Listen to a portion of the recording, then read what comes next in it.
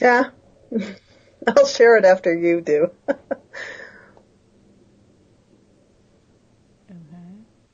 I'm not prepared technology-wise today. Okay, we're live, just so you know. Hello, right. Facebook. How's it going? How's it going? We have a guest. Do you see this other person? Yes, we have a guest. Hello, hello. Okay. I am wondering if we are going to be able to share slides today, but I don't know. So I think we've done everything. Welcome, everybody. Welcome to episode number, I think we're at 29. We've been doing this 29 weeks. So welcome to Coffee is for Closers, which is a Facebook Live show, interactive show. So if you guys have questions about sales related activities, we are here to answer them. And we have a very special guest today, one of my friends, Denise, who is, all of you guys know I've been doing like sales for 20 years, maybe a little longer. She adds another 20 years on that and has even way more experience. And I'm so happy that she's here today because she also comes from the same place as me when it relates to sales, which is helping and serving clients and really guiding them through a decision-making process. And that's where we love the word sales and hope that we inspire you to also love the word sales. And today's conversation, since we have a special guest, we're going to call this a conversation, is all about, we've been talking a lot about, rejections, being told no, and all of that as it relates to sales. But what about like the BS and real objections? Like how can you tell the difference if someone is totally blowing you off, which Denise and I have some really great stories for you guys today. And like, when is it a real objection? Or when is it maybe even not an objection, but actually a buying question? So we've talked a lot about buying cues before. So that's our conversation for today. If you do have any questions, please again, put them in the comments below. In addition to putting your questions in the comments below, feel free to type in show in the comments below on Instagram or Facebook. So show, SHOW, and you can get the slides for today. I am not sure you're going to be able to see the slides for today, but might as well. Let's test it. Let's see if this actually works. Oh my God, it works. You guys can actually see slides today. Wow, this is so cool. So not only do you get us on video, but you also get the slides. So today is, again, Coffee is for Closers. If you want reminders, type in show down below too, and you'll get automatic reminders every single week.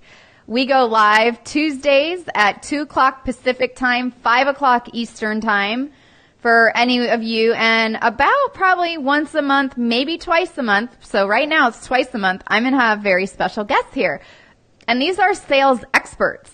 These are like colleagues of mine that I call it. And Denise and I actually do a lot of role playing together. We practice. So I'd love it if let's all welcome Denise to the show today. I'm going to go back to the video view now that I know that the slide view works. So this is super cool because this did not work last time. So welcome, Denise, to the show. Hey, Michelle. Thanks for having me. I'm so excited. I get to talk about my favorite subject with you, sales. I know. It's both of our favorite subjects, and it's my mission and my goal to help a lot of other people who, like us, work with clients that sell what we call high-ticket offers or high-value services, or value yourself at such a high price that you charge a premium for your services. So that is what our specialty is, and I'm very excited to have you here. We met months ago, but I've met a lot of other people in the world of sales, but I've never met anyone like you that's really on the same page. So I love that we're in alignment together, and for everybody listening, I'm going to let Denise introduce herself to give you a little bit of history on who she is and what she does and all of her background, because I think it's important to understand who you're listening to as well. So, I didn't know you were going to do that. Hey, this we call your elevator pitch, right? Yeah. So I've been in sales for about 35 years. I've been an award-winning salesperson. I've trained and taught others how to really connect with their clients or potential customers, to help walk them through a process so that they can close more business, have a lot of fun, and really serve the people that they're meant to serve. And so this is what I do every day, and I enjoy it. I've in the last 12 months alone, I've helped people close millions of dollars in sales and for their own companies. And personally, I've actually brought in about $1.3 million in new business over the last 12 months. So this is what I do. This is the air I breathe. And so I'm happy to be here and share any answers or anything that anyone wants to know. Cool. Well, we're going to stick on topic for today, and we are going to talk about the difference between objections and someone stalling you and whatever a false objection might mean to you. So that is our topic for today. Hold on. You guys, okay. I have a GoPro, and this thing has a mind of its own. It will decide to shut off at times. It'll decide to record at times. I don't understand. So, but it listens to me. So maybe we said something and it took an action and stopped working. It's crazy. GoPro, start recording.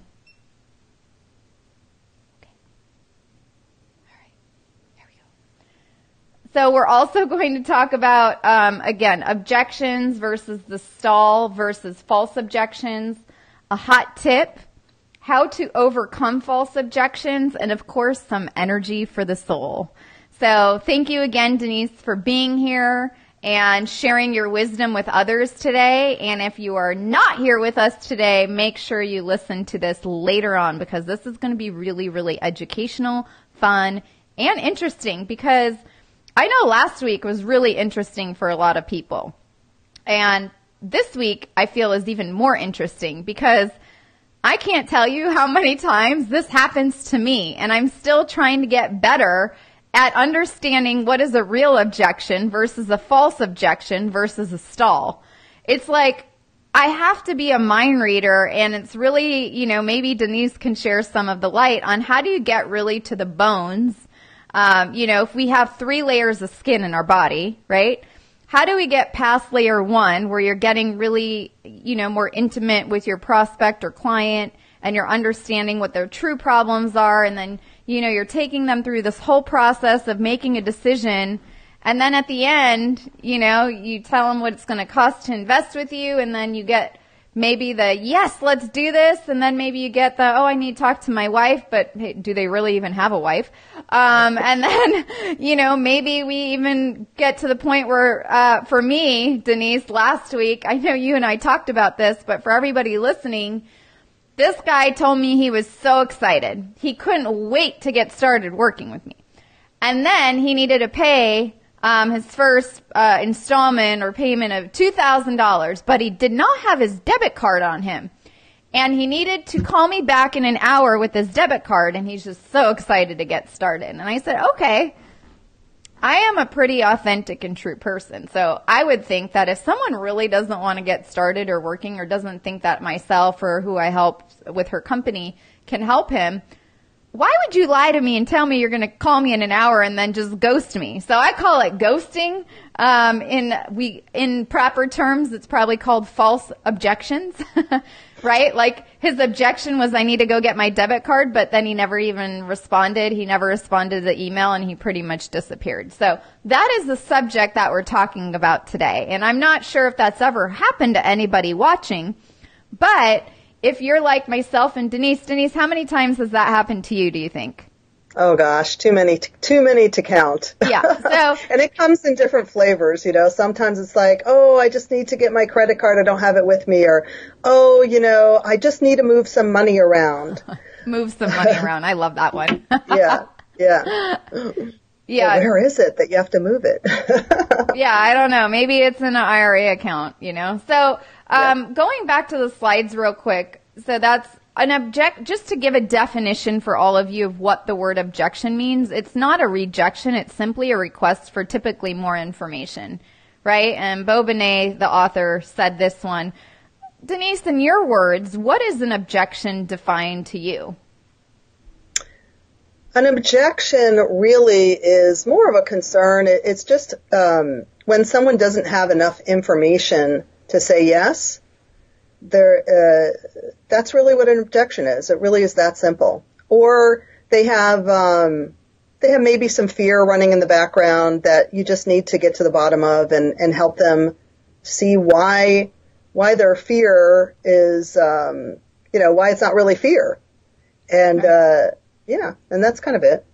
Okay. So see, an objection to us is like, oh, you have more questions. Sure. Let us answer it. Right.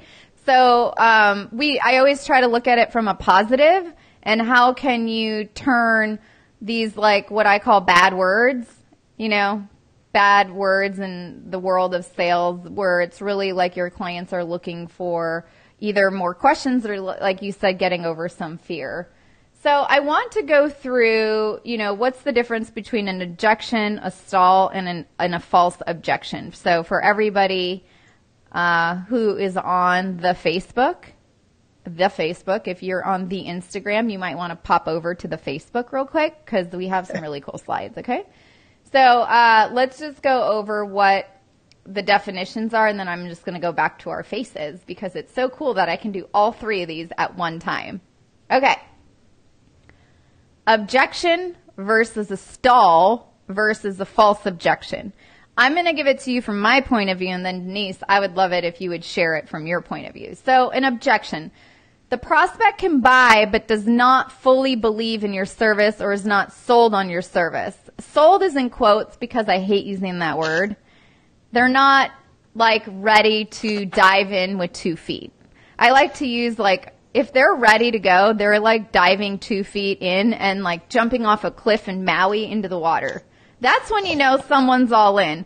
If they're just like looking over the edge and seeing like, I might hit that turtle down there, they're not totally all in or believe that what your solution is to help them solve their problem is maybe the right fit. So they might need more information. So with my guy from a week ago, I thought he was all in. He said, I can't wait to come to San Diego, which means he's coming to our course and our class. However, I'm not going to meet him. He's not coming to San Diego. He just said it. So he told me what I wanted to hear. And it's really not what I wanted to hear. It's his problem. He did it to himself, and he probably has these conversations all the time with himself.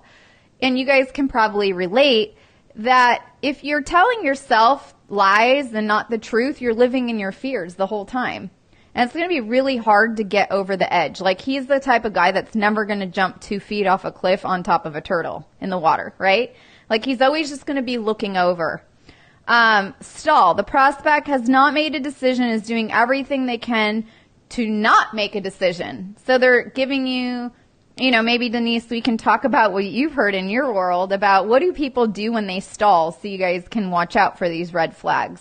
My hope is that some of these red flags you can just start to be more aware of, and it can help you sift through the people you can really help and serve, and help you get rid of the people that are just wasting your time. That's what I call stalling, right? Like the ones that can't see us to move past their problems.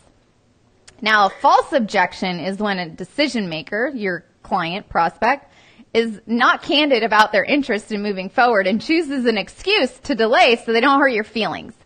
AKA the guy who said he's going to call me in an hour with his debit card because he was so excited to come to San Diego and get started on his coursework, and I never heard from him after calling him and emailing him. He just totally went MIA. That is a false objection. So Denise, share with us how you define all of these, an objection, a stall, and a false objection. Maybe you've got a story that you can share that encompasses all three of those stages. Yeah, so that's great. So this guy Bob that my good friend Bob, that I was working with. Oh, this was like a couple months back, and first got on the phone, very skeptical, just of everything, and it really took something to just build that trust and rapport. And we went through, and he was a perfect fit for this program to help him with his business. And we went through everything. He's like, yeah. He's like, but I never make a snap decision. I really need 24 hours to really think about this. Mm-hmm. So what do you think that is? That would be a stall, right? I think 24 hours, I mean, 50-50. I think sometimes people really do need the time and they don't want to make like a quick decision, or they're just, still exploring. But a lot of times I do believe that's the stall. That's where they're going to go do more research, or they're going to go and look you up. I mean, I've had people say, "Oh, are you the pitch queen?" Well, yes, I am. I'm glad you found me on LinkedIn. So I think they really want to, gain more trust, right? Right. But you have to ask some questions. You got to uncover, is that really a stall, or is it really objection? So what are a couple questions that you ask to uncover if it's really a stall or if it's a real objection? Yeah. So the first thing is, well, I understand how you feel, and that's really not a problem. Do you mind if I ask you, what are some things that you feel you need to think about to help you make a decision whether this is right for you or not? That's a good one. Yeah. Or, some people have said things like, I never make decisions right on the spot. Okay. Wow, that's that could be a stall or a false objection, right? And what's something good that you can say to that? So, like if they say I don't make a decision on the spot. Wow, I'm so curious, like how, have you been burned in the past? Is that why you don't make decisions on the spot? Or is that because, we've just spent an hour on the phone together and going through all of the things that you said were problems in your business, and that we saw that really this is a great solution for you. So I'm just really curious. That's a good one. Okay. And what about a false objection? Well, that's a great question. Like how do you read between the lines? That's what I think this comes down to, because I felt like in my situation, we had really great rapport. He understood everything. I mean, what works for you?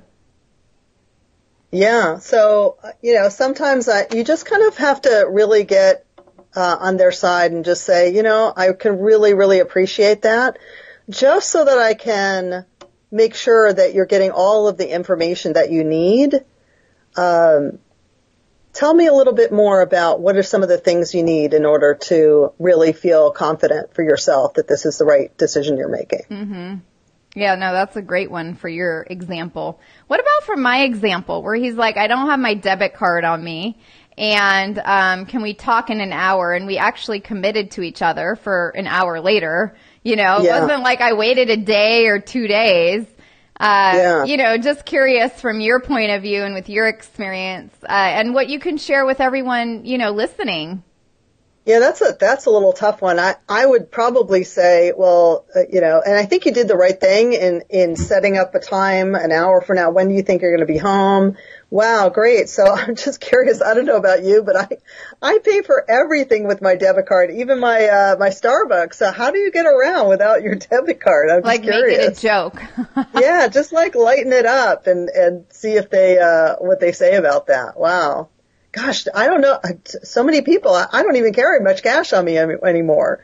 Right. I use my debit card for everything. Yeah, so it was definitely really bizarre. I'm not going to lie. It's bizarre. And if anyone listening, if that's happened to you, I guess it's just part of doing business. I think some people, and I'm glad, and I think about it from this point of view, and you tell me your thoughts, Denise, but I'm glad he actually did that because, you can't help anyone who doesn't want to be helped. So if someone's going to live in the form of lies to themselves for this long and keep telling themselves a great story. I mean, he told me he wanted to really start his own business and be an entrepreneur. We all know if you want to be something, that's one thing, but actually doing it's a whole nother gamble. And if someone, you know, we can't help someone that really doesn't want to be all in. Yeah. And I think there is another approach that you can use too, is you could say, to really be, and this is just something you can try. Okay. That has worked for me before, is I say, you know, I'm happy to get back on the phone with you an hour from now, and I just want to make sure, because, you know, I've experienced this many times before. People say they're going to get back on the line and then they don't. So to keep an integrity, I just want to be clear, I'm not going to be chasing you. So if you're really serious about this, I'm happy to get back on the phone with you an hour. If not, just be truthful with me and tell me you're not interested. Yeah, and or even be truthful with yourself. Like, I really like that. And I think even adding, like, why don't you be truthful to me and to yourself? Is this something you really want to do? Or you know, let's just be honest right now with one another so we don't need to waste any of our time. Yeah. And sometimes I'll say, look, I'm not here to sell you anything. I'm here for you to just be a clear yes or a clear no. Yeah. That's my job. And sometimes people do need to hear that. Sometimes we don't need to sell you anything. So, real quick on the false objections, this is not something that we can fix. So as business owners, as salespeople, as entrepreneurs, whatever you want to call yourself, these false objections when you're dealing with really high level services, value products, you're pitching a big investor, you're getting your products into a big retailer, any of those large opportunities, even some of those people are going to give you false objections because they don't want to hurt your feelings. I feel like false objections, if you need to remember it, is easily like that is something someone's going to tell you when they don't want to hurt your feelings. And how can you like move your feelings aside and really help them get to the truth? Yeah. I had this woman, Lee. She's like, I really like you and I would love to work with you, but I don't, you know, I'm already doing so much other things. I just don't think it's the right time. Right. You know, and that really was, she didn't want to hurt my feelings because she really liked me. And I said, you know, I'm really not here for you to like me. I'm really here to help you with a solution. And clearly you have some things that we could really help you with, because if you don't get this help, what's going to be the alternative? How are you going to ensure you're going to get your investment back? Yeah. Well, you know, a lot of times it's like sometimes our solutions to people's problems isn't just that right one. Yeah. Right. And they'll find it somewhere else. But what we're here to help you is really how do you identify these different outcomes and how can you navigate them faster, right? Like a lot of the CPAs I work with, they're like, how can I just figure out who really wants to work with me and who doesn't? That's exactly what we're talking about today, is really figuring out who can you really help and serve and who are the ones that you shouldn't be really working with because they're just going to like run you around in circles. Right? Yeah. Yeah. And oh, go ahead. Yeah. And I think that gets, if you have asked the right questions during this discovery process, that a lot of that gets resolved. Right. And that you should have a good sense of, whether this person is a right fit and if it's worth your time to really stand for them and really help them work through whatever it is that's in their way of saying yes. Yes, no, that's a lot of it can be done on the front end, but even with you and I, and we've been doing this a long time, we still get to this point. Absolutely. So, you know, I think, like a lot of times some people you just can't help. And, those are the ones that typically will do this, but we just want to help you all listening. How can you just hear and listen for a few things? So, Denise, if you had to sum it up, okay, for a false objection at the end when you're listening to other objections, aka just questions because they need more information, what are like the 3 things that you would listen for if you were working with clients over the phone or even in person? I would listen for how committed are they to getting a solution, whether it's our solution or somebody else's. And I would listen for, are they ready right now? Right. Is this something that they're ready to act on right now? And why is the right now important for everybody listening?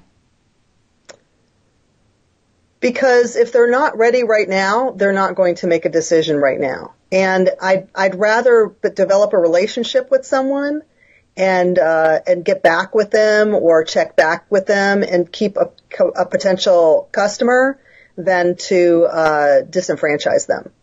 Right. So sometimes what I hear you saying, and for everyone listening, this is really important.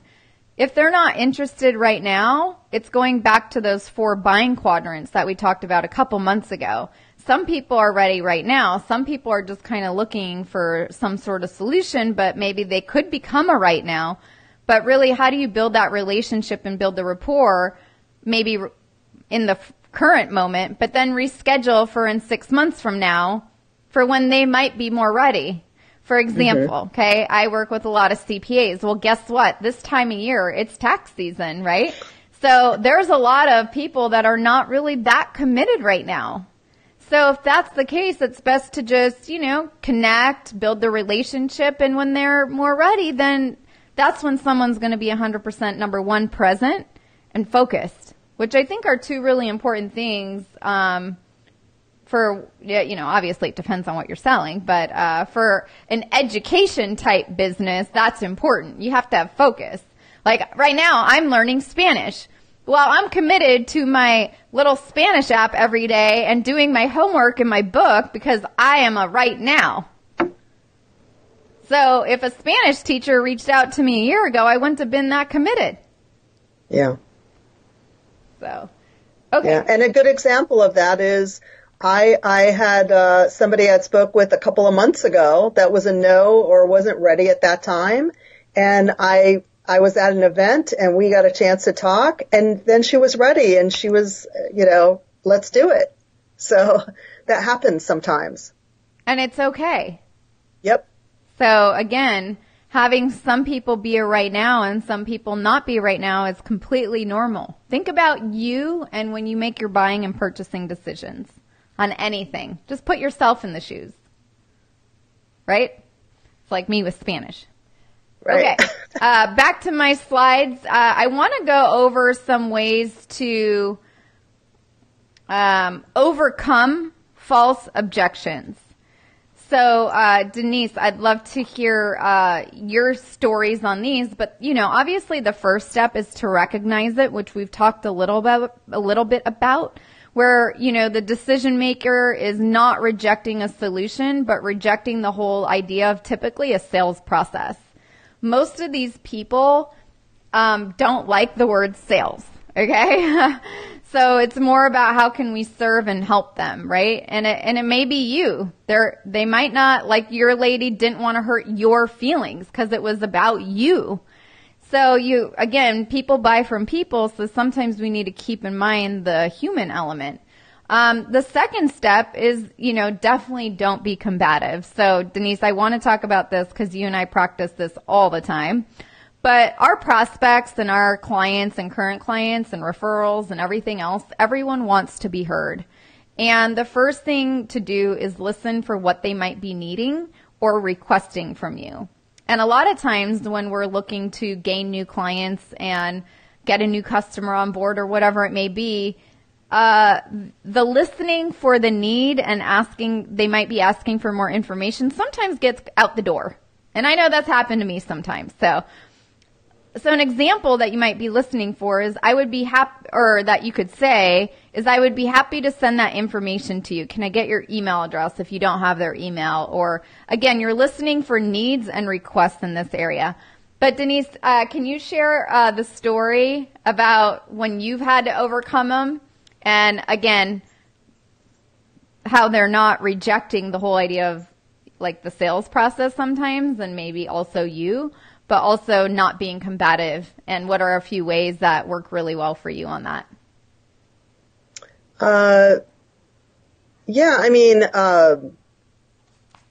I think, that's like a really good example. I just need to see it in writing. I've had that come up before. I just need to see it in writing because usually I'm talking on the phone with people.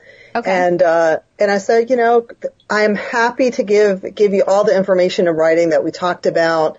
I just want to, can I have usually I have their email address and I confirm it with them. And then, I say, is there anything else that I can support you around? If this is something that you're ready to do, then I'm here to support you anytime. Here's my email information. But what I'd like to do is let's set up another time where we can touch base. What would be good for you? What's a good time frame for you? Mm-hmm. Okay. So that I can check in with you and see where you're at. But first you would send them an email in writing as to whatever they requested, and then the call is basically a follow-up to that information to allow them to ask more questions, right? Yes, absolutely. And usually people are really great about that, because, they feel taken care of and they feel like I'm giving them what they want. Yeah. And I am. I'm here. You're always coming from a place of service. Very important. If you're not coming from there, they're going to sense that anyway. And then people feel like they're being sold. Yeah. And that's when they disappear off the planet. Maybe that's what happened to me the other day. It could be. I don't know. When you get a short fuse, that's what happens. We're not all perfect. Okay, yeah. How about let's talk about not being combative, because I think this is really important, and a lot of the CPAs I talk to, I call it being defensive, and they get really defensive when they're answering their client's question. So combative or defensive, what is your take on that, and like what's a few things that really everyone could learn from that work well when people need to be heard, and how you're answering their questions or objections? Well, if somebody's starting to be defensive, sometimes I'll just ask them, wow, something just shifted. Is there something that I said or something that triggered you? Because I really want to make sure I'm serving you the best way possible. So sometimes you can just come straight out and ask them what they're upset about or what triggered them. I like that. Just come straight out and ask. Like, why not, right? Yeah. Yeah. Because you don't know. Maybe somebody, had a bad coffee. You really don't know. And that's the other thing, is to really just not to take anything personally, because you don't know what's going on over there with them. So just really to come from a place of compassion and just a really a good place of listening to what their concerns are, what's going on over there with them. No, I love that, and coming from a place of compassion and really putting yourself in their shoes. Mm-hmm. Like, where are they really coming from? And I definitely need to remind myself of that more often too. Yeah. And just really, really being, if they're frustrated, there's something behind that.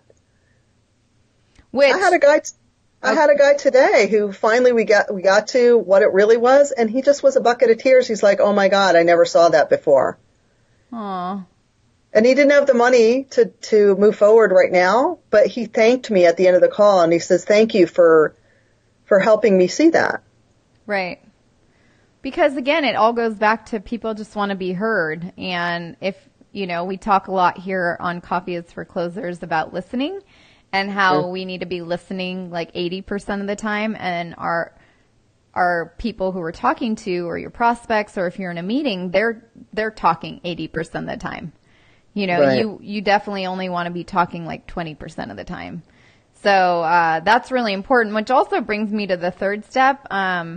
Give your prospect a reason to continue talking to you that aligns with their original reason why they maybe booked a call with you or booked an appointment, for the CPAs out there, and ask more probing questions from a place of curiosity. And I like saying getting to the bones. So typically, and Denise, I'd love it if you have an example of this. I'm talking about like the 3 layers of skin, right? And then we have bones. Your first question will typically be layer 1 on the skin.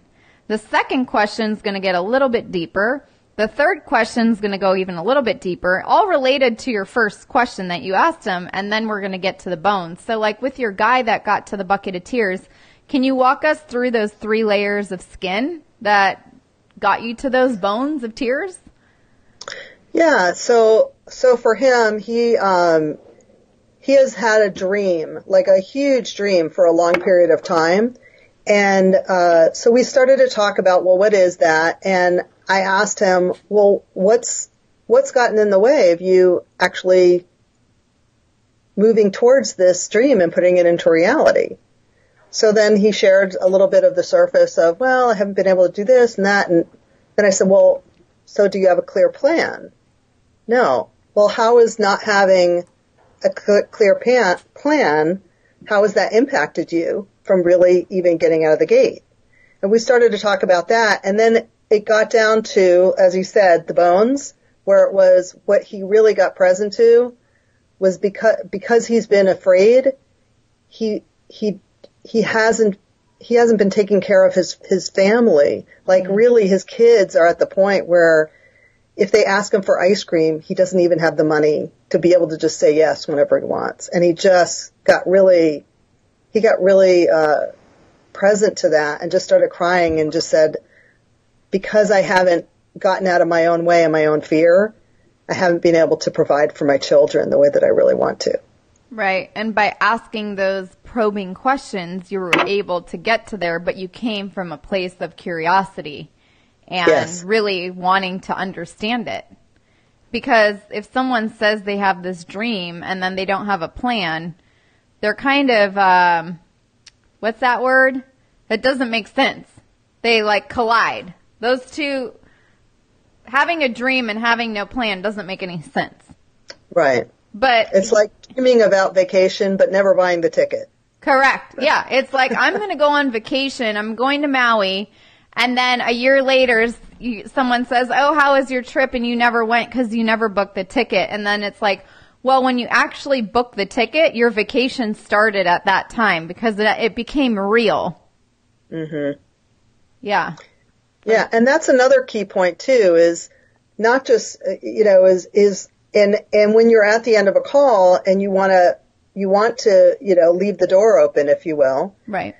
You want to kind of go back and do a quick kind of, we call it stacking, if you will. Like, here's where you are right now. And you go through all the things that you talked about. And here's where you want to be. Right. So, to just, and always check in with them. Hey, did I get that right?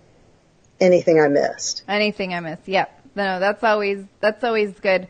And for people in person who are meeting with clients, one-on-one for the CPAs that I'm working with or other, human elements that are not on the phone, you can do all the same stuff.